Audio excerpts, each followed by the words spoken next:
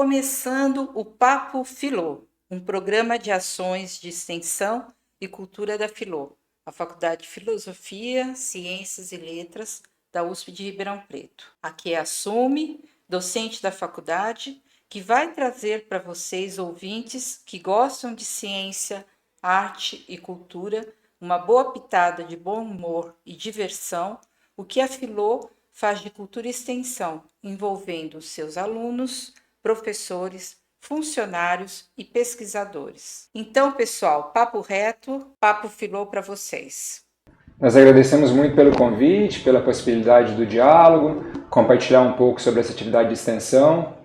Eu sou o professor Cleiton, trabalho na pedagogia, principalmente com metodologia do ensino de História e Geografia e também com questões étnico-raciais. E também coordeno um grupo de estudos e pesquisas sobre o espaço escolar e os desafios contemporâneos, que é o GPDEC. Bom, meu nome é Raíssa Bispo, eu sou do 4º ano da Pedagogia aqui da USP Ribeirão Preto e também sou pesquisadora em Educação Étnico-Racial. E eu sou a Letícia, estou atualmente cursando o 3º ano da Pedagogia, também faço parte do GPDEC, fiz parte da atividade extensionista sobre as relações étnico-raciais e a minha pesquisa está mais voltada sobre a questão da misoginia e a violência nas escolas. Bem, a nossa atividade, ela buscou discutir com os professores, com educadores, nós fomos a 4 unidades escolares para dialogarmos a respeito da construção histórica do racismo, das dificuldades que nós enfrentamos ainda hoje, mas também de pensarmos coletivamente possibilidades para uma educação que considere as diversidades, as pluralidades e a contribuição e reconhecimento dos negros no nosso país. Então, em um primeiro momento, nós fizemos um diálogo mais expositivo e, no segundo momento, passamos mais para uma etapa interativa em que as equipes escolares analisaram alguns casos de conflitos envolvendo a questão étnico-racial nas escolas e elas tinham que propor intervenções imediatas e também intervenções a médio e longo prazo. Então, basicamente, era essa a nossa atividade de cerca de 2 horas em cada uma das unidades escolares com as suas equipes. São escolas públicas do ensino fundamental? Sim, nós trabalhamos com escolas públicas.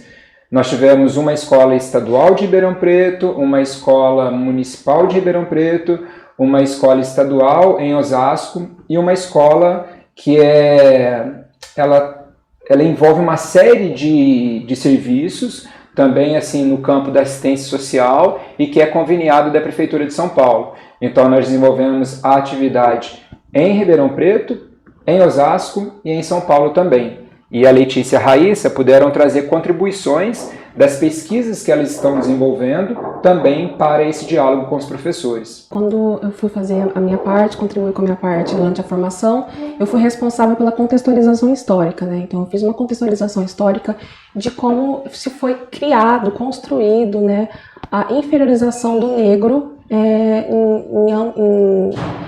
em escala mundial, né, que começou primeiro na Europa e como foi para a escala mundial e como isso afetou também a educação brasileira, né, começamos com a educação jesuítica, então foi uma educação que ainda tem muitos impactos hoje em dia, porque ela apagou muitos conhecimentos, né, os conhecimentos indígenas, os conhecimentos africanos e afro-brasileiros, né.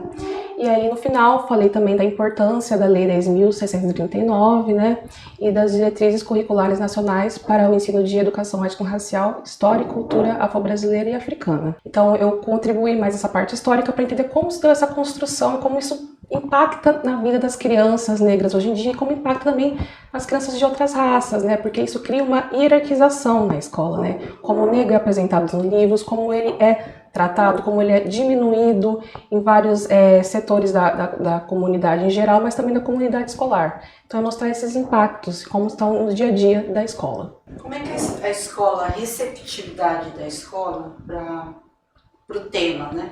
A gente sabe que é um tema transversal, o currículo, mas como é que a escola acolhe o tema? A acolhida nas escolas foi muito boa, muito boa. Aliás, essa atividade de extensão, ela foi fruto de uma demanda das escolas, das equipes escolares. No ano passado, no segundo semestre do ano passado, a convite da Secretaria Municipal de Educação de Ribeirão Preto, por meio do Centro Paulo Freire, que é responsável pela formação continuada, eu desenvolvi uma atividade semelhante com os professores de História da rede municipal. E o que muitos professores disseram? Nossa, essa reflexão, essa atividade deveria chegar às nossas equipes escolares. E faz todo sentido, porque muitas vezes quando nós temos uma questão de cunho étnico-racial, um conflito, um desentendimento, alguma incompreensão, o professor de História é comumente chamado para auxiliar. Mas isso não deve ficar somente com o professor de História. Deve ser um trabalho pedagógico, efetivo, constante, que envolva toda a equipe, toda a comunidade. Então, a partir inclusive dessa sinalização, nós apresentamos essa proposta também por meio de uma iniciativa da USP chamada USP.com Você e fomos até as escolas que fizeram a inscrição. Nós temos até assim, um interesse em continuar com essa atividade para o próximo ano, talvez com algumas adequações, considerando os dilemas do presente, mas foi uma demanda das escolas, então nós fomos muito bem recebidos. Inclusive a Letícia também abordou um tema muito importante com os educadores que tem assim, afligido as equipes escolares. Para comentar um pouquinho dessas questões mais atuais com os professores, né, eu escolhi a questão que está mais em ascensão, a questão do nazifascismo nas escolas, o aumento, né, desse ultraconservadorismo e dessas violências recorrentes que a gente tem visto nas escolas. Então são esses ataques em escolas e às escolas, e eu quis linkar também um pouco com a relação das redes sociais, porque a gente sabe que os jovens hoje em dia, eles estão constantemente sendo bombardeados por muitas informações nas diversas redes sociais que eles utilizam, então o TikTok, o Instagram, e o quanto isso influencia nas escolas, nos pensamentos, um pouco também sobre essas plataformas online de grupos que não possuem fiscalização, né? Nessas comunidades online, no Discord, por exemplo, que não tem essa fiscalização governamental ou de qualquer outra forma, e como está refletindo nas escolas, né? Quais são os alvos, né, desses grupos misóginos e extremamente conservadores e, enfim. A gente trouxe também para o viés étnico-racial, até porque a gente pôde ver durante as pesquisas que as mulheres negras são as que mais sofrem do racismo de forma online. Então isso também foi algo bem... os professores, eu acredito que recepcionaram isso muito bem, porque eu acho que é uma questão emergente mesmo nas escolas, e tanto, não só no fundamental, mas também no ensino médio, né? Então acho que foi bem bacana.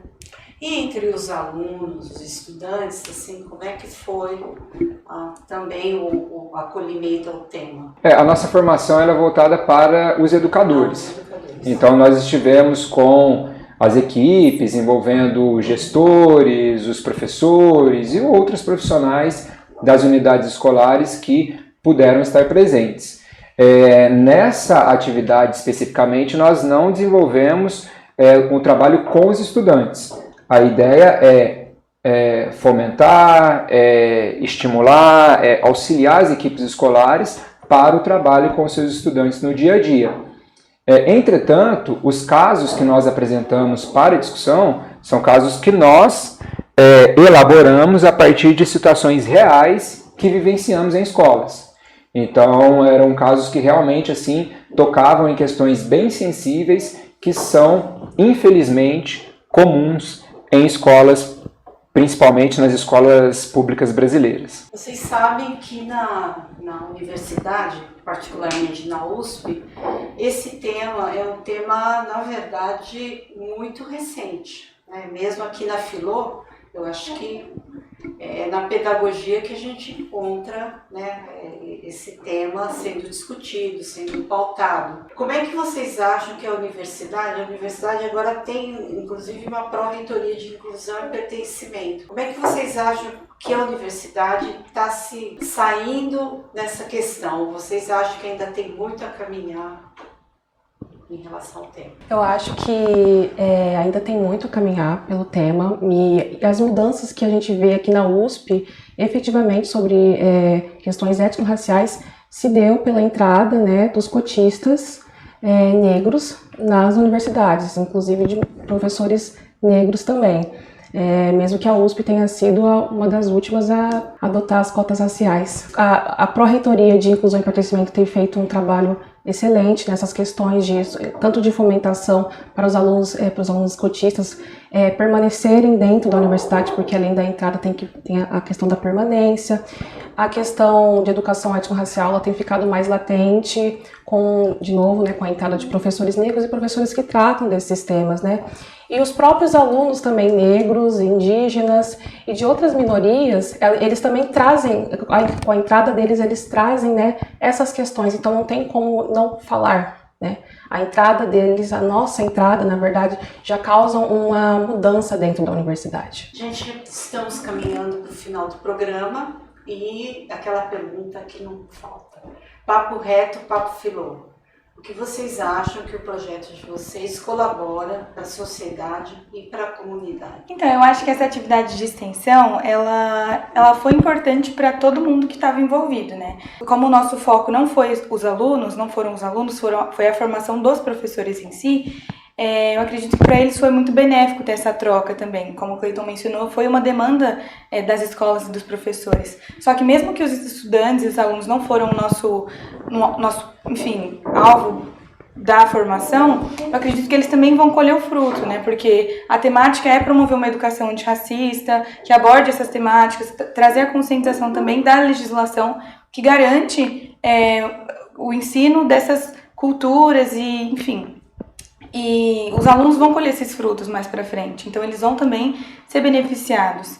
E eu acredito também que para a nossa formação como estudante de pedagogia e como futuras professoras, também eu acho que a troca das discussões que a gente teve dentro das escolas e dentro da Fundação Conveniada foram, assim, trocas imensuráveis. A gente não consegue medir o quão bom foi para a nossa formação. A gente ainda parece que às vezes está processando o que a gente viu, o que a gente entendeu, o que a gente pôde aprender nessas escolas, nessas discussões conjuntas. Eu acho que nós contribuímos muito quando a universidade pública e a escola pública elas conversam, Porque a gente tem uma dimensão do que realmente está acontecendo no chão da escola. Então é nesses diálogos, é nessa riqueza de diálogo que a gente consegue criar uma educação pública de qualidade, uma educação antirracista efetiva, Entendendo realmente a realidade escolar. Eu penso que, complementando o que Letícia e Raíssa colocaram muito bem, eu penso que o impacto de uma atividade como essa, ele às vezes é difícil mesmo de mensurar, mas a gente sabe que essa luta constante em prol de uma sociedade mais igualitária, ela tem que ser contínua. A educação antirracista, é bom deixar isso sempre muito claro, ela é uma educação que tem potencial de libertar a todos nós. Quer dizer, nós não estamos falando somente de um grupo ou de outro, ou somente de pretos e pardos. Quer dizer, uma educação antirracista, ela é uma educação que realmente pode possibilitar um processo de humanização de uma outra ordem, muito mais respeitoso, muito mais com aspectos de inclusão, muito mais significativo. A gente vive numa sociedade que, infelizmente, é muito violenta, das mais diversas formas, e nós, como educadores em formação, temos sempre que investir em ações desse tipo que possam fomentar uma outra realidade. O exercício da diversidade, de fato, A gente fala muito isso no discurso, mas ali na prática. Gente, muito obrigada, agradeço muito a vinda de vocês. E, pessoal, as pessoas que quiserem conversar com o grupo que esteve aqui hoje, vai encontrar aqui no vídeo contato, procurem o pessoal pelo contato que a gente vai colocar aqui no vídeo. Muito obrigada. Nós agradecemos. Obrigada. Obrigada, pessoal. E caso se interessem pela ação de hoje, fica o contato aqui embaixo na tela.